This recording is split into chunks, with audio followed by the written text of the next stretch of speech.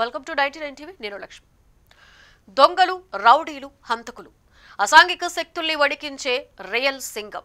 సమాజాన్ని ఉద్ధరించాలన్న తపనతో కాకి చొక్కా వదిలి కద్దరు చొక్కా వేసుకుని రాజకీయాల్లోకి వచ్చిన మాజీ ఐపీఎస్ శివదీప్ వామన్ రావు లాండే. బీహార్లో ఫైర్ బ్రాండ్ పేరుతో మారుమోగిన లాండే ఎంట్రీకి జనం పెద్ద ఎత్తున స్పందించారు. కానీ బ్యాలెట్ బాక్స్ ముందు మాత్రం సింగం స్ట్రైక్ పనిచేయలేదు.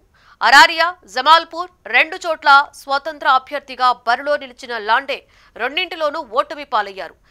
బీహార్ రాజకీయ తుఫాన్ మధ్య ఆయన వెనక్కు వెళ్లవలసి రావడం ఇప్పుడు బీహార్లో హాట్ టాపిక్. ఒకప్పుడు వీధుల్లో రౌడీలను వణికించిన పేరు శివదీప్ లాండే.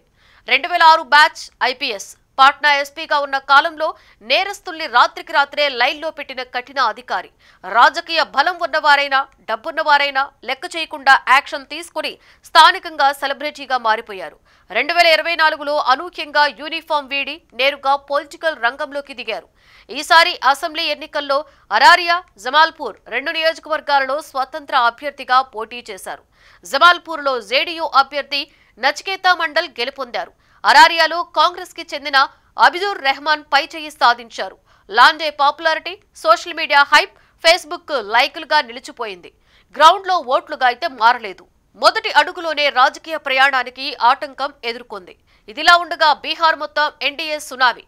నితీష్ మోదీ కాంబినేషన్ మళ్లీ సూపర్ హిట్. 243లో 202 సీట్లు, ఎగ్జిట్ పోల్స్ ని దాటేసిన విజయం.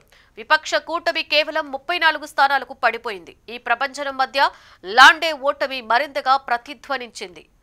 వీధుల్లో సింగం కావడం ఒక్కటే సరిపోదు. ప్రజాస్వామ్యం యూనిఫామ్ ని కాదు, నిర్ణయాలను చూస్తుంది. పోలీసుల నిజాయితీ, కఠినతకు లైక్ కొట్టిన ప్రజలు రాజకీయాలలో మాత్రం వేరే గుర్తుపై ముద్ర వేశారు. శివదీప్ లాండే ఓటమి ఒక ఫలితం కాదు, ఒక పాఠం. పాపులారిటీ కాదు కావాల్సింది, స్థానిక ప్రజల మనసు గెలుచుకోవడం. వారిని పోలింగ్ బూత్ వరకు తీసుకువెళ్లే పార్టీ నెట్వర్క్ అదే గెలుపు నిర్ణయిస్తుంది. బీహార్ సింగం మొదటి రౌండ్ ఓడిపోయింది. కానీ రాజకీయ మ్యాచ్ ఇక్కడితో ముగియలేదు. సామాన్యులకు అడ్డగా నిలబడి వారి తరఫున ప్రశ్నించే సింగం అవుతారా? పాలకులకు దబిడి దిబిడేనా? Wait and see.